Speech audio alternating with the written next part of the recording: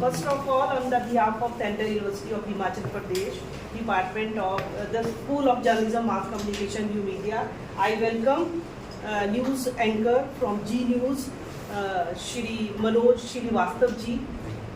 We are honored and it's a privilege and great honor to us that we have such a eminent and senior journalist today with us to give you so many things about the journalism in practical and skill-based in digital era.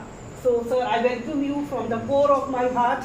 And sir, this is sir has taken time from a very busy schedule, and he came here from such a apart distance. इतने दूर से आए and just for you people. Okay, so first of all, sir, this is honor to us. I also welcome Kuldeep ji, who is the coordinator of this program, Dr. Yogvendra ji, who has coordinated all this, both of them, and all the students of this department of both the department students are here. So, from the behalf of the school, I welcome you here. So today you are going to give us, I think, insight about the conflict, news anchoring in conflict situations. So I think this is a wonderful subject, and you will get benefited from it to the large extent. So again, sir, I welcome you here in the School of Journalism and Mass Communication.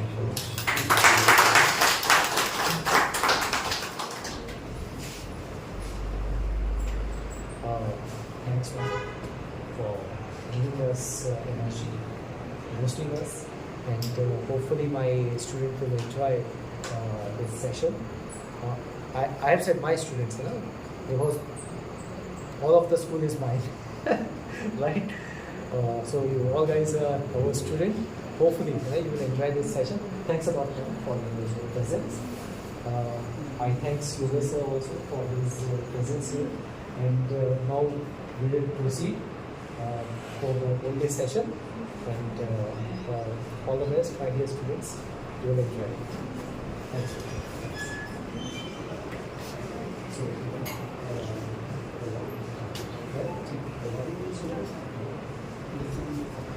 So, Tigers, when we were discussing, I was discussing this with Manoj sir, that on one topic we will say, and then exactly after operations in rule, right? I know what should be the condition of the news desk, right? What should be the condition of the news desk? So, we come to the conclusion that yes, we will choose this topic. So I'm not going to talk a lot, right? And now I invite Manoj sir to interact with you guys. Manoj sir. Thank you, namaste, hello everyone. सबसे पहले तो हम लोग इस बात के लिए खुश हो जाए कि हमने इस फील्ड को चुना है, क्योंकि ये फील्ड चुना आसान नहीं होता है। क्योंकि ये फील्ड मुझे लगता है कि वैसे ही है जैसे हम आर्मी बनने के लिए सोचते हैं, जैसे हम पायलट बनने के लिए सोचते हैं कि जहाँ परिवार नहीं है, कुछ नहीं है, अगर ये मिशन हमारे सामने कोई है सब्जेक्ट है तो उसके लिए हमको आगे आना है, ठीक है ना। तो थोड़ा सा हमारे पास एडवांटेज ये होता है कि हम फैमिली के पास आना जाना आसान हो जाता है। और डिफरेंस हमने कहा कि जो आर्मी के लिए या पायलट्स के लिए या अदर सेक्टर्स के लिए, उनके लिए वो टाइम में बहुत कठिन होता है। लेकिन एक सिचुएशन आती है जैसा अभी कुलदीप सर ने कहा, ऑपरेशन सिंदूर कर सबसे लेटेस्ट इशू अभी चल रहा है, तो उस हिसाब से हम भी फिर उसी मोड में आते हैं। मतलब हमारे लिए फैमिली बाद में, और ये डिटर्मिनेशन ज़रूरी है। उसी तरीके से इस पढ़ाई के लिए डिटर्मिनेशन आपको रखना होगा कि घर बार बार जा रहे हैं, सेशन है, कोई आपका एग्जाम चल रहा है, तो पहले आपको ये पढ़ाई करनी होगी। अब क्योंकि आपको लगता है ना कि ये सेशन है, अगले सेशन में हम एग्जाम दे देंगे, अगले में हम फला सब्जेक्ट को कवर कर लेंगे, यहीं से हमारी आदत बनती है। बर्थडे है घर में, नहीं सर मुझे तो जाना है, या इलेक्शन का इवेंट होना है, यहाँ वॉर चल रहा है, या पेंडेमिक मची हुई है, सर घर पे पापा की तबीयत ज़्यादा खराब हो गई है। ऐसा नहीं है कि ह्यूमन नेचर के हिसाब से आपको नहीं देखना है, लेकिन कितना हम मैनेज कर सकते हैं वो हमको पता होता है, ठीक है ना। बर्थडे में जाना ज़रूरी है नहीं ज़रूरी है। मैं सबसे पहले कठिन चीज़ों पे आ रहा हूँ, आपकी आदत की तरफ आना चाह रहा हूँ, इसीलिए उसमें बाकी बेसिक्स पे हम आगे बढ़ेंगे बाद में। सबसे कठिन कि आपको मेंटली टफ होने की ज़रूरत है। ये नहीं कि आज मुझे कोई इंगेजमेंट में जाना जरूरी है, किसी भी तरह कोई फंक्शन है बहुत ज़्यादा ज़रूरी है, आप इसको मैनेज कर सकते हैं। फादर क्रिटिकल कंडीशन में है, आप जाओगे, आप वहाँ बहुत मैनेज नहीं कर सकते हो, अगर कोई घर में और नहीं है देखने वाला तो, ठीक है ना। लेकिन अगर कोई ऐसा इवेंट है जो आप टाल सकते हो तो वो रेजिस्टेंस पावर आपको इस क्लास के दौरान, पढ़ाई के दौरान डेवलप करना चाहिए। तब आप उतना कठिन हो पाओगे कि आप डिसीजन ले पाओगे। घर में भैया हैं, माँ हैं, दीदी हैं, वो देख लेंगे क्या? तो सबसे पहले मैंने इसलिए ये बात की, ठीक है। अब ये बात कि इस फील्ड में आप लोग आए क्यों आए? मुझे एक आध दो लोग बताएं, क्या सोच कर आए हो कि बहुत अच्छी नौकरी लग जाएगी, जी न्यूज़ में चले जाएंगे, इंडिया टीवी में चले जाएंगे, सेंट्रल यूनिवर्सिटी जैसे अच्छे इंस्टीट्यूट में? आई थिंक आप बहुत टफ होता है एंटर होना भी, आपको पेमेंट भी करना पड़ता है आपके गार्जियंस को। तो दो चीज़ें हैं मेरे सवाल। एक पहले मैं रैंडम चाहूँगा, 2-3 लोग मुझे बता दें कि आप लोगों ने जर्नलिज्म को चुना ही क्यों? आप बताओ, नाम बताइए। स्टार्टिंग बीए से मैं जेएमसी में थी और उसके आगे यहाँ पे आने के लिए बहन मेरी सबसे पहले यहाँ स्टडी कर रही है, तो उन्होंने बताया कि ये बहुत बढ़िया वो होता है ना कि CUHP से करोगे तो बहुत बढ़िया है। और जर्नलिज्म इसलिए चुना है जैसे जी न्यूज़ आपने बताया कि ये बहुत अच्छी नौकरियों के लिए कौन नहीं जाना चाहेगा आजकल, ठीक बहुत है, अच्छी। आप बताओ। So basically, my interest was in sports. Sports. I also always wanted to cover some sport events.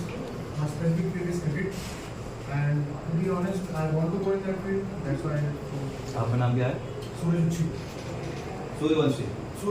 Suraj sports नहीं, क्रिकेट नहीं मिला तो ये पढ़ाई लिखाई इतना जो आप खर्च कर रहे हो?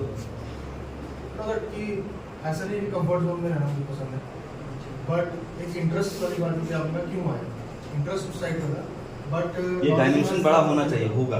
नॉलेज में हर चीज़ का है। हाँ, डायमेंशन कैनवास खुला रखना है, बिल्कुल ये नहीं कि केवल नहीं, एक जगह फिक्स हो गया तो हाँ। लाइफ में पढ़ेंगे। आपने क्या नाम बताया था अपना? अंजलि। अंजलि, आपने बताया शायद कि दीदी यहाँ है और आप इसलिए आ गए। नहीं सर, इतना भी बताया और ये बताया कि यहाँ से पढ़ने के लिए हाँ, नहीं जर्नलिज्म स्पेसिफिक जो चुना आपने, ऐसा अच्छी जैसे सूरज ने बताया ना कि क्रिकेट मुझे पसंद है, मैं इसमें अपना करियर डेवलप करना चाह रहा हूँ। हाँ, जैसे अच्छी आगे जाके मैं कहीं स्टैंड नौकरी है ना, नौकरी, अच्छी नौकरी, अच्छी जगह, ठीक है, अच्छी बात है। आप बताइए बच्चे, नाम बताइए। हाँ जी।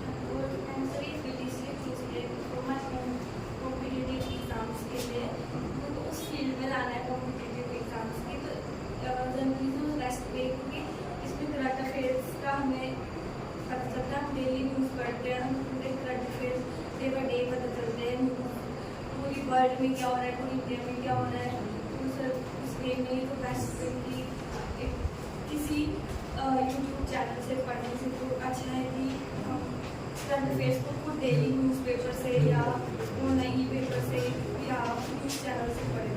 ठीक, वेरी गुड। एनीवे, सबके अपने रीजंस होंगे, है ना, अपने अपने तरीके के परसेप्शंस होंगे, हमने क्यों चुना है, क्या जर्नलिज्म को क्यों चुना है। पर मुझे लगता है कि जर्नलिज्म को आज लोग चुन रहे हैं न्यू मीडिया के हिसाब से, जिसमें रिसेंटली जो थोड़ी बहुत मुझे समझ में आया आप लोगों का फ्रिक्वेंट, वो दिख रहा है उसमें, वो कैनवास मतलब बहुत लाइटनिंग सा, बहुत एक्सपोजर है ना, टेलीविज़न और बहुत सारी चीज़ें। अब न्यू मीडिया में, सोशल मीडिया पर भी आप लोग, आई थिंक मुझसे ज़्यादा, अभी तो मैं स्टार्ट कर रहा हूँ, इसके इतने फॉलोअर्स हैं, है ना, इतने, उसके बाद वो क्या होता है उसमें कुछ अर्निंग भी होने लगी है। हाँ, तो उसके लिए पूरा पेज मतलब पैशन के साथ जुड़े हुए हैं, ठीक है। लेकिन मुझे लगता है कि जर्नलिज्म हम वो इसलिए चुनना चाहिए कि हम क्या बदलाव ला सकते हैं, सिर्फ सोसाइटी में नहीं, अपने अंदर भी हम क्या बदलाव ला सकते हैं। आपके पापा कुछ और करते होंगे, आपके फादर कुछ और करते होंगे, लेकिन आपने इसको चुना, उन्होंने बताया क्रिकेट इंटरेस्ट है, आपका भी कुछ हो सकता है इंटरेस्ट होगा, बॉलीवुड हो सकता है, क्राइम हो सकता है, आपका हो सकता है पॉलिटिक्स हो सकता है ना।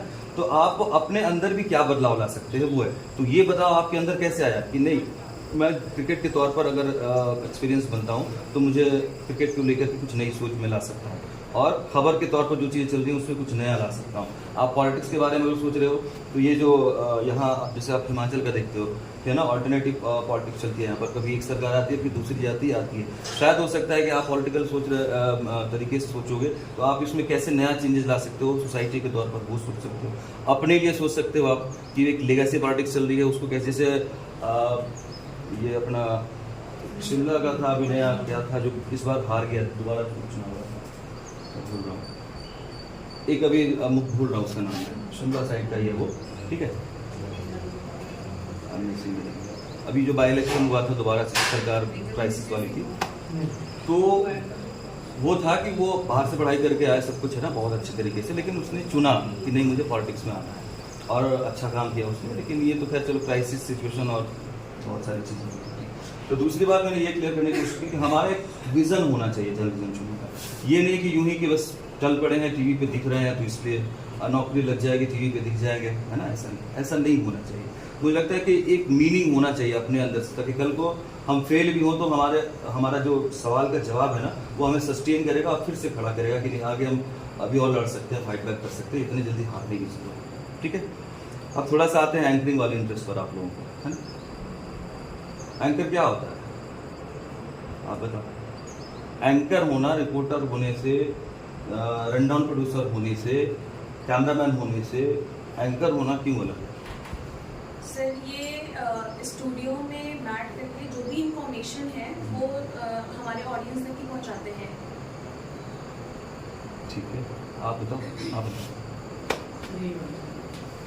जो सर स्टूडियो में सर जो न्यूज़ प्रेजेंट करते सर, बैठे ना, आराम से बैठे, कुछ आप बताओ। हाँ, ये जो मैंने बताया ना अलग अलग कोच, डीन मैम है, प्रोफेसर्स हैं, ये लोग भी जर्नलिस्ट हैं, सब जर्नलिस्ट हैं, लेकिन एंकर इनसे अलग क्यों भाई? क्या एंकर में खास है? क्यों आप लोग कह रहे हो कि टीवी पर आना है, जर्नलिज्म करना है, मुझे एंकरिंग करनी है? एंकर क्या है अपने नजरिए से? Sir anchor represent the face of the channel. ठीक, आप बताओ। हाँ, ठीक है। आपके पास अपना विजन?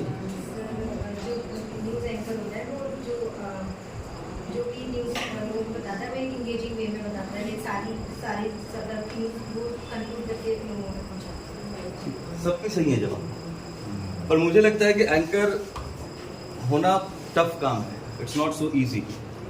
टफ इसलिए क्योंकि उसके ऊपर बहुत सारी रिस्पॉन्सिबिलिटी होती है। ठीक है, से सपोज करो कि मैं सेंट्रल यूनिवर्सिटी हिमाचल प्रदेश की तरफ से आज अभी एंकर हूँ, मतलब एंकर हूँ, इवेंट एंकर हूँ, आप लोगों के साथ कोऑर्डिनेट कर रहा हूँ। तो एक तो ये है कि मेरी खुद की जिम्मेदारी है कि मैं आपके साथ सही चीज़ें शेयर करूँ। कोई, चूंकि अभी आप लोग केवल ना स्पेक्टेटर, अब मैं केवल बोल रहा हूँ, लाइक हमारे व्यूवर्स जो होते हैं, है ना, वो मुझसे थोड़ी बात कर रहे होते हैं टीवी पे, मैं जो बोल रहा हूँ उन्हें वही सुनना है उन्हें। ठीक, तो एक तो ये है कि हम बहुत रिस्पॉन्सिबल लोग होते हैं, हमारी एक ज़रा सी चूक, ये 15-20 लोग और जो व्यूवर्स बैठे रहते हैं टीवी के को देखने वाले, उन सब को हमारे लिए नेगेटिव इम्पैक्ट बना सकते हैं, इमेज बना सकते हैं।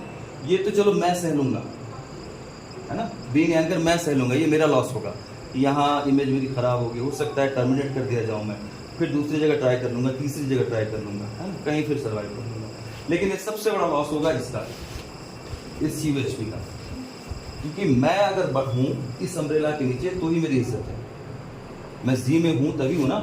मैं अगर बाहर चला जाता हूँ, अगर मैं उस हिसाब से सक्सेसफुल नहीं होता हूँ, जैसे आजकल फ्रीलांसर होने लगे हैं, यूट्यूबर्स और बहुत सारे जगहों प्लेटफॉर्म पर, पॉडकास्ट, ठीक है, मैं उस लेवल पर नहीं हूँ, मैं सिर्फ जी की छतरी के नीचे हूँ, तो मेरी इमेज, मेरी रिस्पॉन्सिबिलिटी और ज़्यादा है, और वैसे ही CUHP की रिस्पॉन्सिबिलिटी ज़्यादा है। मैं अगर कुछ भी गलत कर दूंगा तो वो CUHP पे सीधा आएगा, और ये बहुत बड़ी यूनिवर्सिटी है, बहुत बड़ी चीज़ है, जी बहुत बड़ी चीज़ है, बहुत बड़ा ग्रुप है, तो उसका नाम खराब होना ज़्यादा ध्यान रखना। ठीक है, तो अभी हम कह रहे थे कि रिस्पॉन्सिबिलिटी हमारे लिए क्यों ज़्यादा होती है। एक तो अपने लिए कि आप अपना करियर, और उससे ज़्यादा ये हुआ कि आपने सोसाइटी को एक ऐसी गलत इन्फॉर्मेशन दे दी कि वो पैनिक, कई बार पैनिक सिचुएशन वाली इन्फॉर्मेशन गलत जा सकती है, कई बार वो अपने थॉट प्रोसेस को लेकर अलग हो सकता है। ठीक है, अब सपोज कीजिए कि मान लीजिए कि भाई यहाँ पर सुक्खू सरकार है ना, सुखविंदर सिंह सुक्खू, मैं न्यूज़ एंकरिंग कर रहा हूँ कि सुखविंदर सिंह सुक्खू ने कहा, मतलब मुख्यमंत्री ने कहा कि प्रदेश के आर्थिक हालात इस वक्त बहुत नाजुक हैं, लेकिन हम प्रयास कर रहे हैं, केंद्र से हमारे को मदद, केंद्र से हमें मदद नहीं मिली। ठीक, अब मैं इसमें कह दूँ अगर कि सुखविंदर सिंह सुक्खू ने खुद माना कि प्रदेश आर्थिक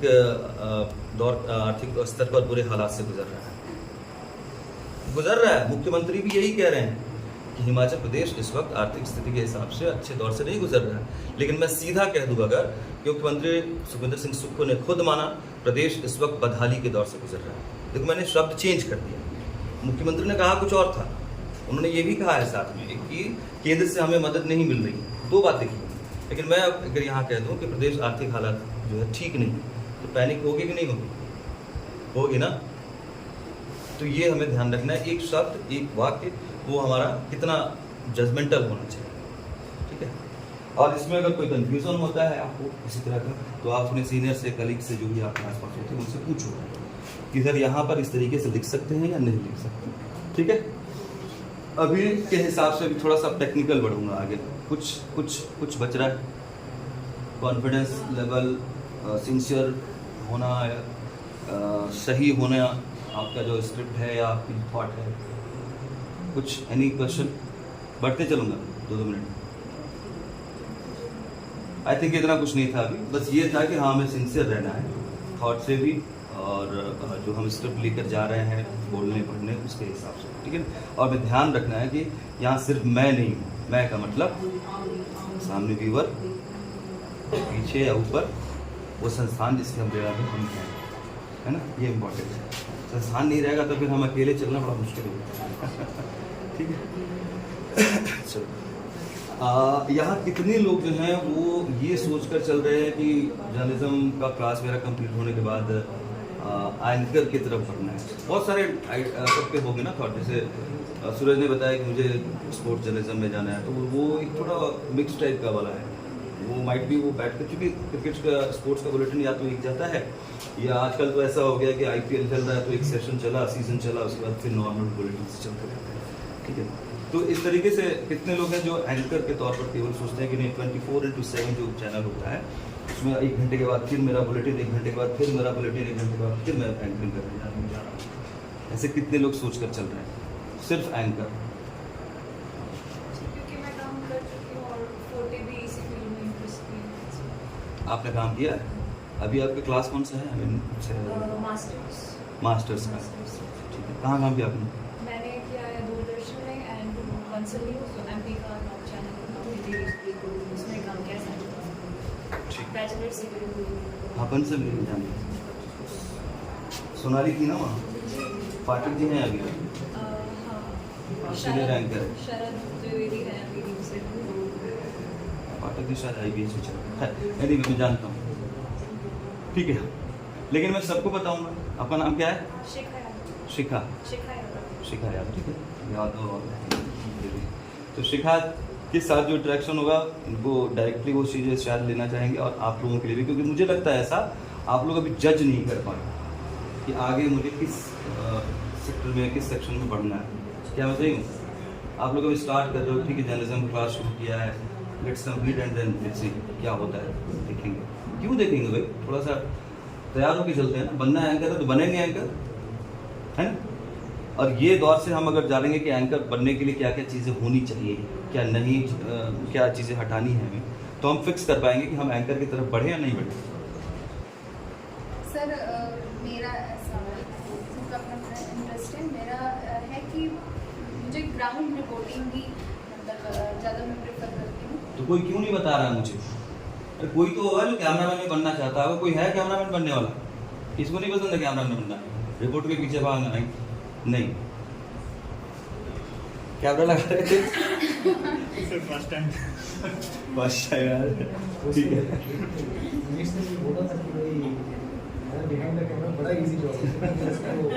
नहीं है भाई, ये फर्स्ट टाइम जो कह रहे हो, second time, third time, fourth time कर लो। आपके पास बहुत बड़ी अपॉर्चुनिटी है कि आज ही आपके पास है। आप भी कुक करना, आप नहीं अगर हो ना तो कुछ नहीं हूं मैं, कुछ नहीं हूं।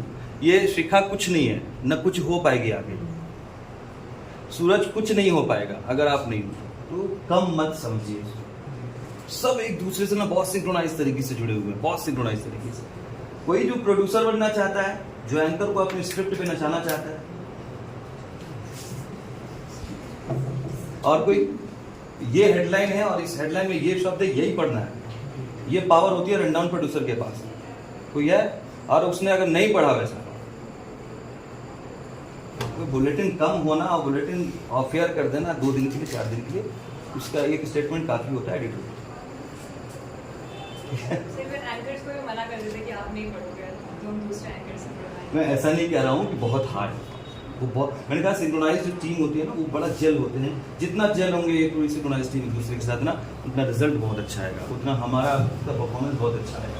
और हमारा परफॉर्मेंस ओवरऑल अगर अच्छा आ रहा है दैट मीन्स की सब चीज़ें औसम हो रही है, ठीक जा रही है कि नहीं। एनीवे पहले एंकरिंग की बात कर लेते हैं। ठीक है, सबसे पहले एंकर होने के लिए ज़रूरी क्या है? आवाज़, वॉइस। वॉइस अच्छी बुरी, ऊपर नीचे, मोटी पतली, हंसी हुई, हेजी सी, अलग अलग हो सकती है। किसी भी तरह के वॉइस को हम सुधार सकते हैं, उसको ठीक कर सकते हैं, लेवल पे ला सकते हैं। बट ज़रूरी है कि हमारी आवाज़ जो है वो स्पष्ट हो, ऐसी हो कि सुनने के लायक है ना, आपको मेरी आवाज़ स्पष्ट सुनाई दे पाए, क्लियरिटी उसमें आ पाए। फिर एंकरिंग के लिए ज़रूरी है आपका ना कूल माइंड होना, जस्ट ना कूल नहीं, मतलब एक बैलेंस माइंड होना। आपके अपने दिमाग पर ना बहुत अच्छा नियंत्रण होना चाहिए, बहुत अच्छा नियंत्रण होना चाहिए। क्यों होना चाहिए अभी करेंगे बात इस पर। आवाज़ अच्छी होनी चाहिए, क्यों होनी चाहिए इस पर थोड़ी सी बात की हमने। आपको सुनाई नहीं देगी अगर मेरी बात तो क्या फायदा। नॉलेज ये तो मतलब बेसिक है, तो बेसिक वाली चीज़ों में बहुत ज़्यादा नहीं पढ़ना चाहता हूँ मैं। प्रैक्टिकल वाली चीज़ जो मैं रोज़ करता हूँ, गुजरता हूँ, हमारे कलीग जो बैठते हैं उस पर हम बात करने ज़्यादा अच्छा है। बेसिक चीज़ों की नॉलेज तो किताब में आपको मिल ही रही है। तो नॉलेज इन द सेंस कि रेगुलर मैगजीन कह लीजिए आप, टीवी कह लीजिए, सोशल मीडिया भी आज अच्छा माध्यम है। हालांकि हम उसमें देखते हैं तो फिर इंस्टा देखते रह जाते हैं और देखना जो चाहिए वो आमतौर पर नहीं देखता थोड़ा सा। तो मतलब ये है कि संतुलन हमारे दिमाग का कैसे बनेगा, ये डेली रूटीन जो मैं पहले भी सबसे पहले ये बात की थी कि हमें अपने आप को संतुलित रखना होगा, क्योंकि 1 मिनट के बाद दूसरी ऐसी खबर आएगी तो हो सकता है कि हमारा mental attitude, approach, face expression, eye expression, lip expression जो इस वक्त चेरी मूड में था तो सीधा सौरव में लेके आना पड़ेगा। मतलब हम एक छोटे से थिएटर आर्टिस्ट भी होते हैं, हम बॉलीवुड वाले आर्टिस्ट नहीं होते हैं, हम थिएटर आर्टिस्ट होते हैं जो थोड़ा स्विच करना जानते हैं। हमें स्विच करना होता है तुरंत, तो वहाँ होता है। तो मोटा मोटा ये हुआ कि वॉइस हमारी अच्छी होनी चाहिए, हमारा लुक अच्छा होना चाहिए, मोरलेस हम अच्छे प्रेजेंटेबल दिखें, ठीक है ना। और माइंड हमारा जो है वो बड़ा बैलेंस होना चाहिए। शुरुआत हमने की है कि हमारी वॉइस अच्छी होनी चाहिए। वॉइस अच्छी होने का मतलब कि आप बोलो कुछ, नाम क्या है? हाँ जी, नेहा। आप बोलो एक इंट्रो ना, आप टीवी पर ओपनिंग करो, वेलकम ऐसे आ जाओ किसी चलिए आपके व्यूवर्स हैं, आपको एक मतलब न्यूज़ बुलेटिन की ओपनिंग करनी है ना। तो 11:30 का बुलेटिन हिट होने को है ना। कौन सी खबर बताओगे आप आज? पहली खबर आज की एक ही खबर कोई आप लोग सोचिएगा रैंडमली, ठीक है? 4-5 मिनट से कुछ ध्यान में आ नहीं? चलो आप ये कर लो कि मनाली पंडो क्या बोलते हैं, कुल्लू मनाली सड़क पर भूस्खलन हुआ और सड़क टूट गई, यातायात जाम, चंडीगढ़ संपर्क। पहली खबर। नमस्कार, आप देख रहे हैं CUHP बुलेटिन न्यूज। इस वक्त टाइम हो रहा है 11:30 बजे और बात करें आज की ताज़ा खबर की तो अभी सूत्रों के मुताबिक जो कुल्लू शिमला में है जो पुल है वो टूट चुका है तेज बारिश की वजह से, जिससे जो चंडीगढ़ का रास्ता है वो जाम हो चुका है। और नमस्कार, बहुत स्वागत है आपका CUHP न्यूज देख रहे हैं आप। और आज की बुलेटिन की शुरुआत करेंगे, लेकिन सबसे बड़ी ब्रेकिंग जो इस वक्त हमारे पास आ रही है, हमें अभी पता चला है कि जो NHAMC सीनियर बैच है उनका आज वाइवा होना था। ये बच्चों हुए इस बात को लेकर कश्मकश की वाइवा आज होना है कि 6 तारीख को होना है। पता चला है कि जो 2 छात्र हैं नेहा और शिखा, हालांकि उन्होंने असिस्टेंट प्रोफेसर हर्ष मिश्रा से पता करने की कोशिश की, लेकिन अभी तक तो कुछ पता नहीं चल पाया है। तो छात्रों में अभी तक असमंजस की स्थिति बनी हुई है कि जो वाइवा है वो आज होना है या 30 तारीख को होना है, क्योंकि नोटिफिकेशन के अकॉर्डिंग आपको बताया जाए तो उनका जो वाइवा है वो 30 तारीख को होना था, लेकिन 30 तारीख को यूनिवर्सिटी में एक फंक्शन भी होने जा रहा है, तो इसके चलते अब वाइवा हो सकता है 6 तारीख को शिफ्ट किया जाए, लेकिन अभी तक कुछ पता नहीं चल पाया है। हिमाचल प्रदेश के मनाली और चंडीगढ़ रूट पर भूस्खलन होने की वजह से यातायात पूरी तरह से प्रभावित हुआ है और इस वक्त ये बड़ी जानकारी मिल रही है कि यातायात को पूरी तरह से बाधित रोक दिया गया है और इसका एक बहुत बड़ा असर चंडीगढ़ से लेकर के हिमाचल प्रदेश आने जाने वाले लोगों को पड़ रहा है और बड़ी संख्या में जो व्यापारी हैं उनके ट्रक जो है वो फंस गए हैं, उनके सामान वहाँ पर खराब हो सकते हैं, इस तरह की आशंका बनी हुई है। हालांकि प्रशासन और अन्य राहत बचाव की जो टीम है वो लगी हुई है ताकि किसी भी तरीके से जल्द इस रास्ते को खाली कराया जा सके, ट्रैफिक को एक बार फिर से सुगम बनाया जा सके, लेकिन तब तक इंतजार करना पड़ेगा।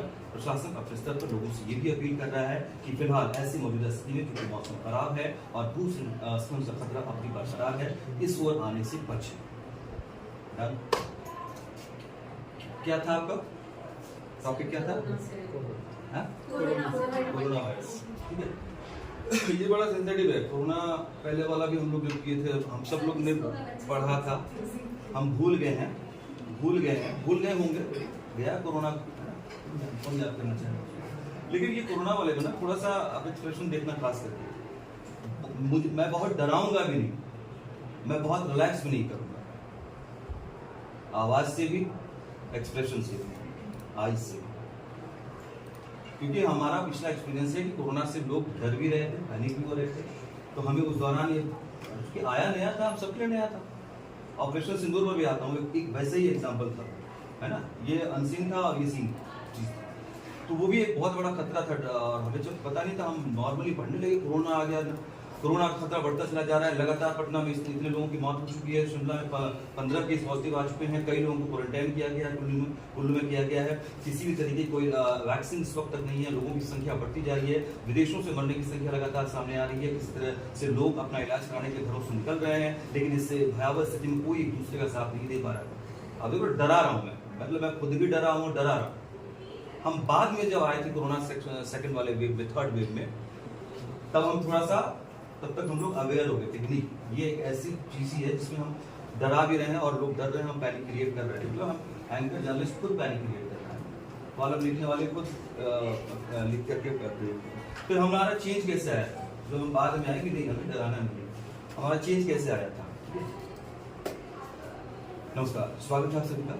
कोरोना को लेकर के हालात अभी गंभीर बने हुए हैं, लेकिन घबराने की जरूरत नहीं है। डॉक्टर और तमाम हेल्थ मेडिकल सेक्टर से जुड़े लोग ये अपील कर रहे हैं कि कोरोना का अब उपाय है, वैक्सीन आ चुकी है, तो बड़ी संख्या में लोग वैक्सीनेशन के लिए जा रहे हैं।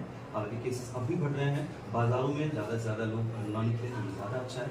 डॉक्टर्स भी एडवाइस कर रहे हैं किसी भी तरीके कोई लक्षण दिखे अगर तो तुरंत डॉक्टर से सलाह करें, खुद से किसी तरह का उपाय करने से बचें, अपने आसपास सफाई जरूर रखें और कोशिश करें कि ज़्यादा से ज़्यादा जो है लिक्विड लें और संपर्क में आने से लोगों का बचें। सैनिटाइजर या अन्य जो गाइडलाइंस जारी की गई है उसका हमें ख्याल रखना है। कोरोना पर जीत हम हासिल कर चुके हैं और इसे और आगे नहीं बढ़ने देंगे, ये हम सबको भी मिलकर इस लड़ाई को लड़ना है। गंभीरता आई एक्सप्रेशन आवाज में और लास्ट में हमने थोड़ा सा मुस्कान किया, घबराना नहीं, मिल करके हमने लड़ाई लड़ ली पहले, अब आया है तो इसको भी हम मिलकर लड़ेंगे। तो ये था कोरोना, हमको ना पैनिक नहीं क्रिएट करना है। आप तो खैर चलो अभी हंस भी पड़े थे, तो वो इसलिए था कि हमको बड़ा नियंत्रण करना होगा। अभी आप नॉर्मल बुलेटिन कर रहे थे सुबह से, ये कंट्रोल डैम ये हो गया, कोरोना की स्थिति है, नियंत्रण में है, ये सारी चीजें आप कर रहे थे, एबीपी के लिए ये हो गया।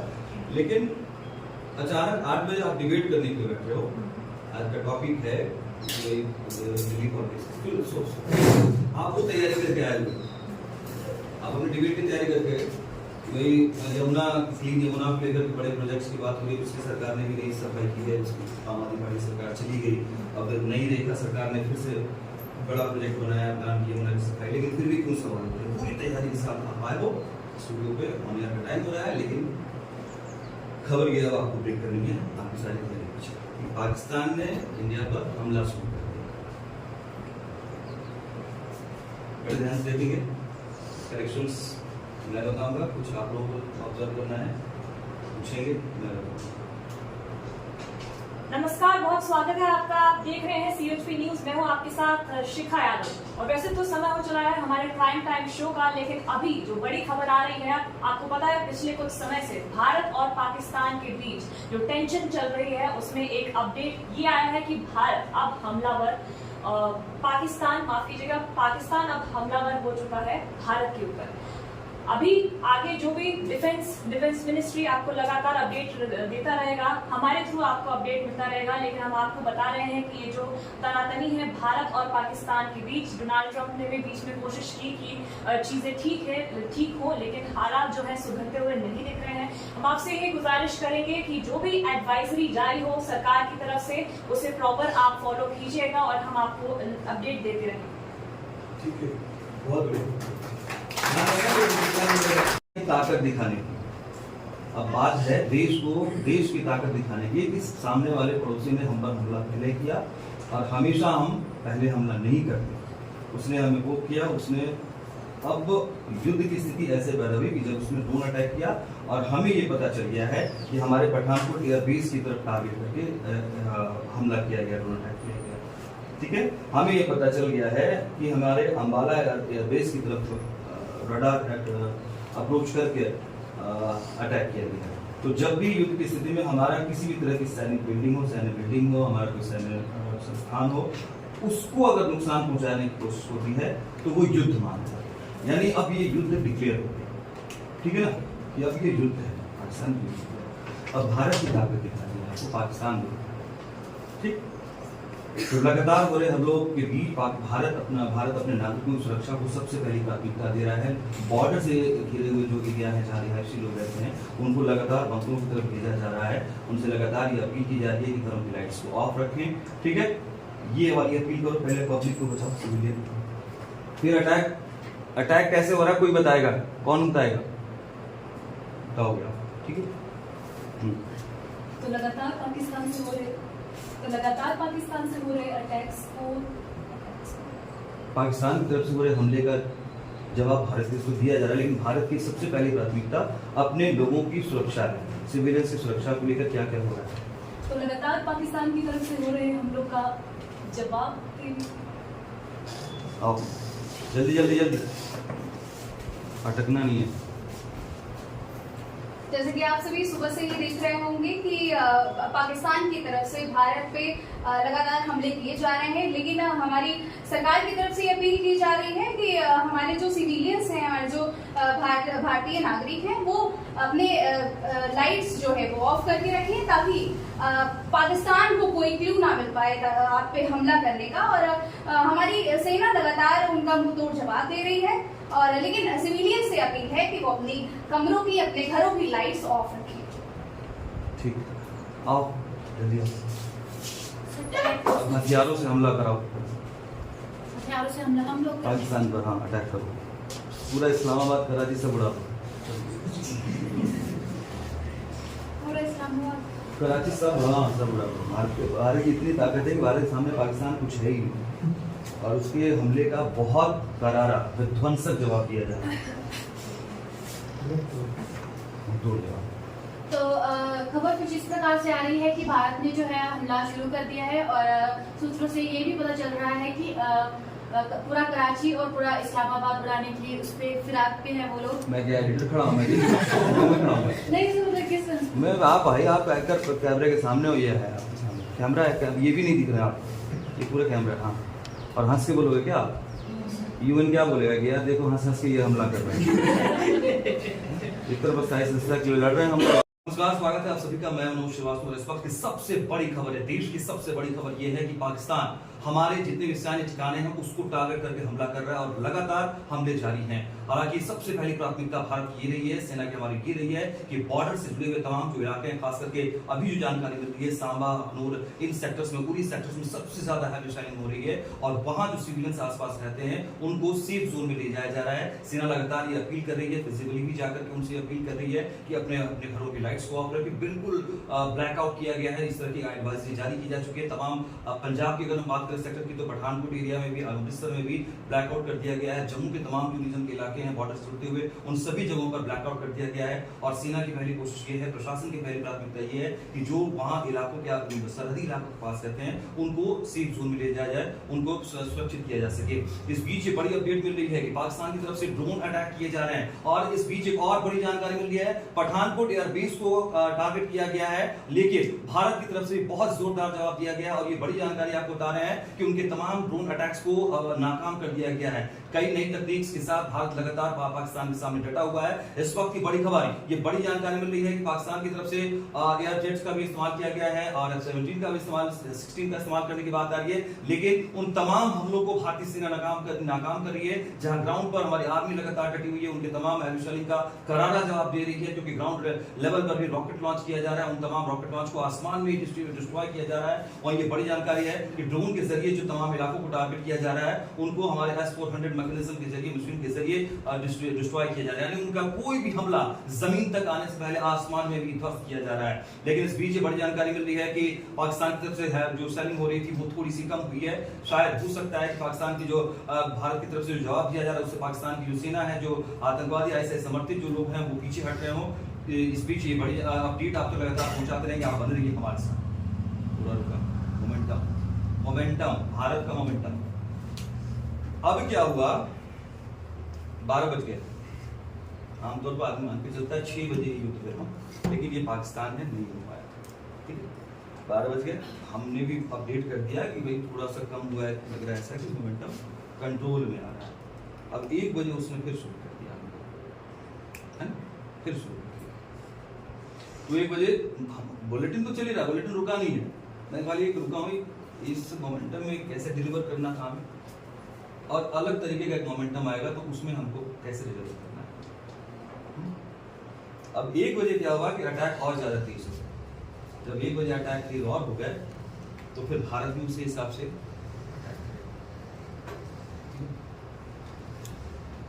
ये 9 तारीख की बात है, 10 तारीख की बात है, 9 की।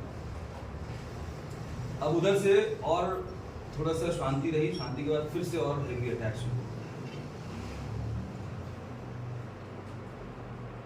तो फिर हमें, हमारी सेना तो लड़ रही है, देश की सरकार तो स्ट्रेटजी के साथ चली है। हम सब हिस्सेदार हो गए ना अपने देश के लिए, स्वाभिमान के लिए। उस लड़ाई के तौर पर हम अपने जर्नलिज्म फील्ड के तौर पर लड़ सकते हैं, रिपोर्टर रिपोर्टिंग के तौर पर डटेगा, एंकर के तौर पर। ठीक, थोड़ा सा मोमेंटम और अग्रेसिव है। और इस बीच सबसे बड़ी खबर आपको बता रहे हैं, कुछ देर के सन्नाटे के बाद पाकिस्तान की तरफ से और ज्यादा गोलाबारी शुरू हो गई है, और ज्यादा हथियारों के साथ हमला किया जा रहा है, हैवी शेलिंग हो रही है, और आसमान से लगातार एक के बाद एक ड्रोन अटैक्स हो रहे हैं। लेकिन इस बीच आपको बता दें, बड़ी खबर है, भारतीय सेना, वायुसेना ने उड़ान भरी है, और ये बड़ी जानकारी मिल रही है कि कराची तक उनका जो एयरक्राफ्ट है उसको डिस्ट्रॉय किया गया है। इसके अलावा ये जानकारी मिल रही है कि इस्लामाबाद में भी उनका जो बेस कैंप है उसको पूरी तरीके से ध्वस्त कर दिया गया है। भारतीय वायुसेना ने जबरदस्त हमला किया, आक्रमण किया है, और पाकिस्तान की हर कोशिश को नाकाम कर दिया है। ये बड़ी जानकारी आपको दे रहे हैं, जहां एक तरफ बॉर्डर एरिया पर उनके तमाम ड्रोन्स को डिस्ट्रॉय किया जा रहा है आसमान में ही। ये बड़ी जानकारी मिली कि उनके जो एयर सिस्टम मैकेनिज्म है, उनका जो एयर डिफेंस सिस्टम है, उसको भी तबाह कर दिया है वायुसेना ने। जबरदस्त हमला कर रही है भारतीय वायुसेना, और भारतीय वायुसेना की जो टीम है अलग अलग इलाकों से उनको घेर रही है। अलग ये भी जानकारी मिली, रफाल का भी इस्तेमाल किया गया, और रफाल के सामने भारतीय सेना की इस ताकत के सामने पाकिस्तान कहीं नहीं टिकता। पाकिस्तान को मिटियामेट करने की तैयारी है, पाकिस्तान को नेस्तनाबूद कर देने की तैयारी इस वक्त चल रही है। और भारतीय वायुसेना का जो रुख नजर आता है, जो आक्रामक तीव्र नजर आ रहे हैं, उससे पाकिस्तान खौफ में है। ये भी जानकारी मिल रही है, ऐसा है कि बिल्डिंग के पास वहां पर धमाका किया गया है, और वहां से ये जानकारी मिली है कि जनरल मुनीर जो कि पाकिस्तानी सेना का प्रमुख है, वो किसी तरीके से बंकर में जाने की फिराक में है। ये तमाम बड़ी जानकारी आपको बता रहे हैं।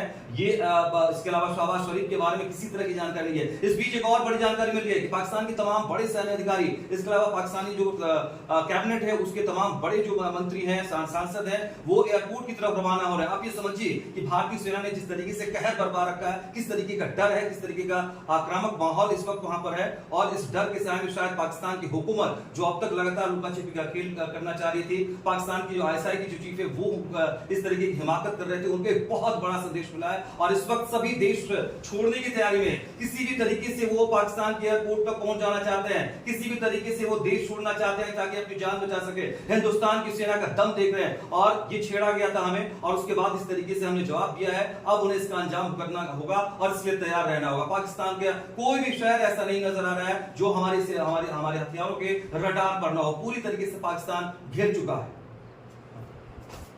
ये सेकंड फेज था। आइए पानी पी लूं, क्योंकि अब 10 तारीख के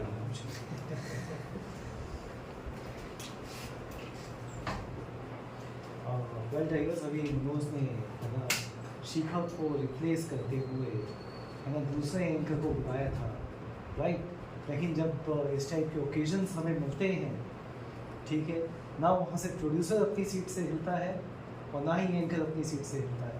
दूसरे को वक्त नहीं मिलता है, दूसरी शिफ्ट को वक्त नहीं मिलता है, राइट। तो वो पैशन वहाँ पर न्यूज़ डेस्क पर बना हुआ होता है। तो मनोज ने बोला कि भाई सारी टीम होती है, टीम वर्क है ये, ठीक है। Producers, anchors, camera persons, graphic designers, panel producers, all work in tandem with each other and product will be in front of us in your that small television screen. चलो मेरा भी जोश आ रहा है ना पुराने वाले। ऑपरेशन सिंदूर वाले दिन ये रिटेलिएशन वाला सिंदूर था, 8 घंटे लगातार एंकरिंग की।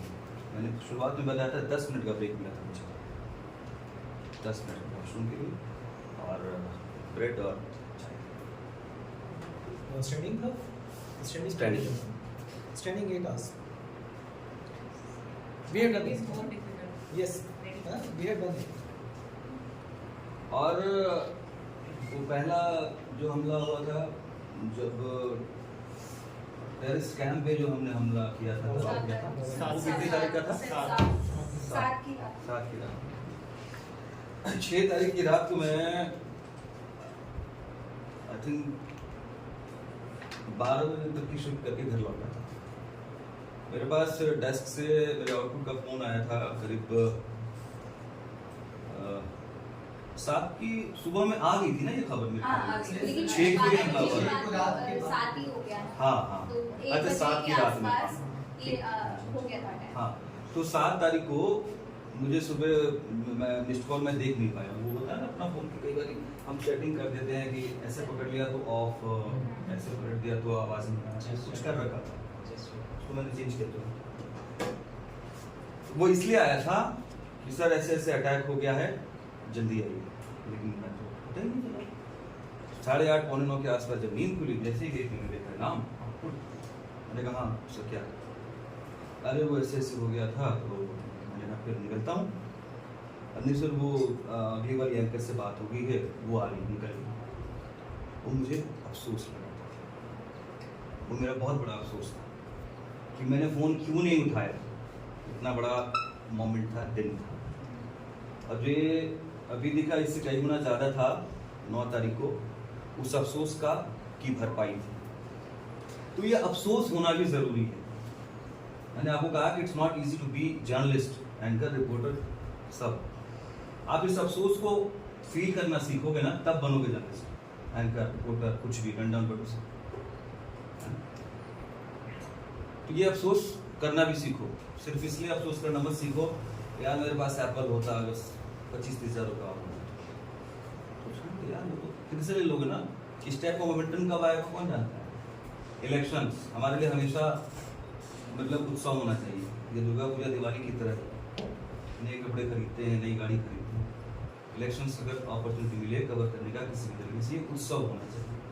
बड़े इवेंट्स हो जाए, जैसे मैंने कहा कि ये जैसे हमारे यहाँ फ्लैश फ्लड्स आते रहते हैं, पूरा स्टेट बंद हो जाता है, उस टाइप का मोमेंटम में रिपोर्ट करने का, लिखने का, एंकर करने का, स्क्रिप्ट करने का, तो उसके लिए लग जाना चाहिए। 10 तारीख की बात करके फिर और दूसरे पार्ट पे आ जाता है। अब 10 तारीख को हमारे पास एडवाइजरी आ चुकी थी। 9 तारीख को तो हमने पाकिस्तान ले ही लिया था, बचा कुछ नहीं था। तो 10 तारीख की जो एडवाइजरी थी वो इसलिए नहीं थी कि हम भारत की तरफ से पाकिस्तान को लेकर जो अप्रोच बनाए हुए हैं उसमें उस धार को कम करना है, उसको कुंद करना है।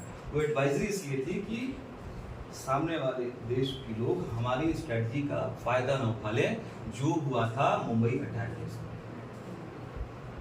लाइव स्ट्रीम कर रहे थे, है ना, वहाँ पर वो उनका दिख रहा है, अपनी मशीन लेकर, गन लेकर के वो चल रहे हैं, इधर हम भी चले हुए थे, हमारे ब्लैक कमांडो उतर रहे हैं छत पे, वो सब दिख रहा है। और इसीलिए हमको उसमें 60-62 घंटा 70 घंटा के आसपास, नहीं तो और पहले न्यूट्रलाइज हो जाना। बहुत बड़ा फेलियर था वो। तो उस समय भी एडवाइजरी आई थी, सबक था। और यहाँ पर भी एडवाइजरी हम कहेंगे कि सरकार की तरफ से भी ठीक समय पर दिया गया, ऐसा नहीं था गलत समय।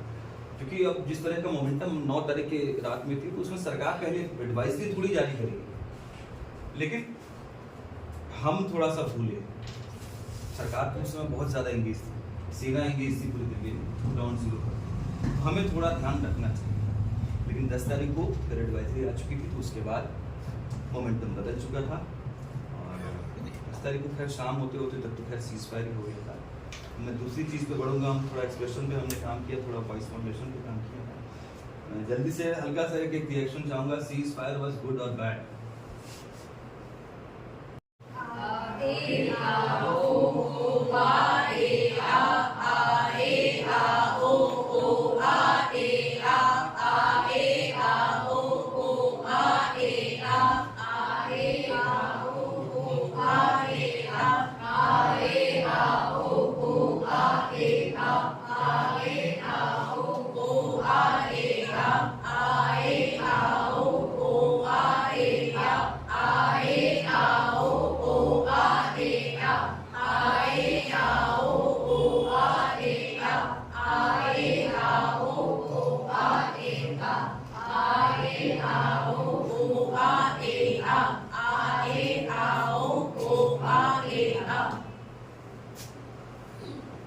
ये एक्सरसाइज है हमारी जॉ ओपन करने के लिए।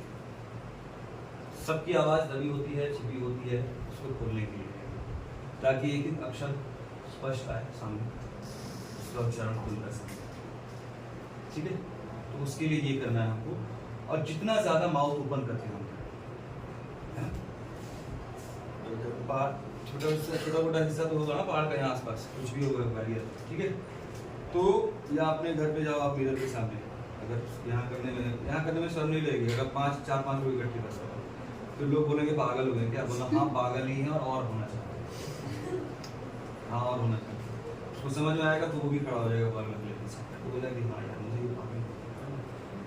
ठीक है, तो ये हमारा जो है जो पूरा ओपन हो जाएगा। हम जब कुछ भी बोलेंगे तो वो दबेगा नहीं, फंसेगा नहीं, और खुल करके वो सामने आएगा, एक एक अक्षर सामने आएगा। ठीक है, ये अब गिनती थोड़ी सी मैं सीखना चाहता हूँ आपको, इतनी ही तेजी से करेंगे सब लोग। ठीक है, 69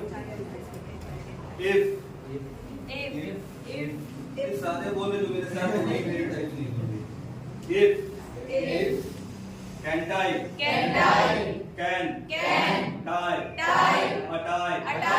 why can't I tie like can tie can tie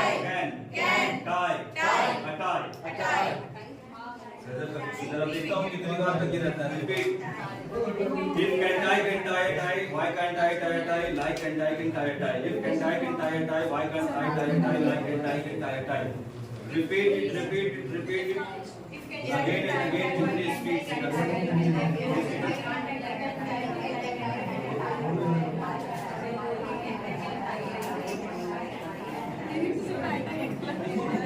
ज़्यादा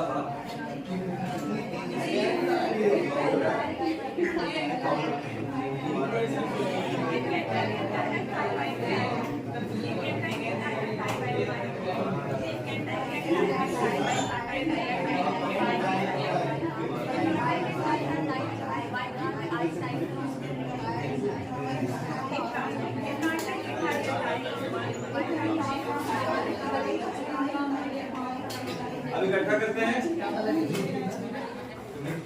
करते हैं, हाँ भाई मेरे पास आ जाओ, कोई मेरे को दिखा दो, मैं कैसे पढ़ूंगा? मुझे याद थोड़ी ना कोई कंटाई वाई कंटाई टाई लाइक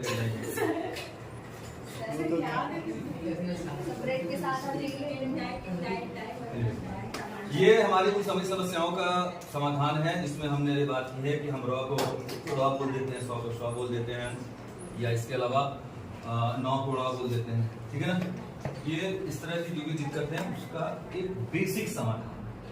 दायरे अलग हैं, लेकिन मुख्य रूप से ऐसे टंग ट्विस्टर्स आपने और भी पढ़े होंगे, वो कच्चा पापड़ पक्का पापड़ कच्चा पापड़, है ना, छोटा छोटा है ऐसे।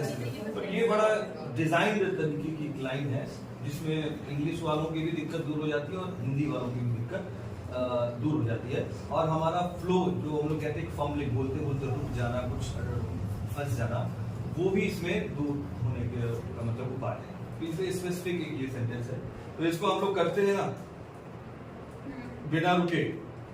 बट सही, है ना, सही तरीके से, बेशक देख के बोले लेकिन सही तरीके से करते हैं। तो 5 बार करते हैं, तीन बार नॉन स्टॉप, बेशक उसके बाद आप ले लो 10 सेकंड, फिर 3 बार नॉन स्टॉप, है ना, रिवर्स एंड रिटर्न। चलिए